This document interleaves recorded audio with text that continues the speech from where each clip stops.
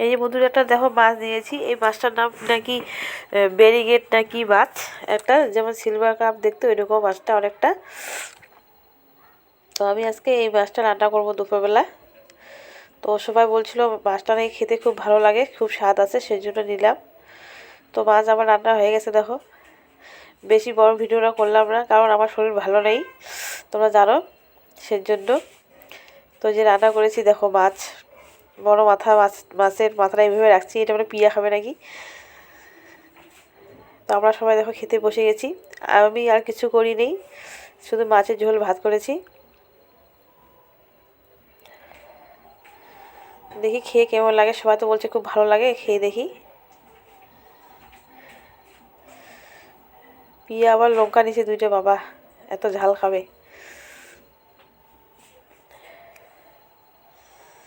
তো বন্ধুরা আমরা খেতে বসছি, খাবো এখন, খেতে পেয়েছি, অনেকটা বেলা হয়ে গেছে।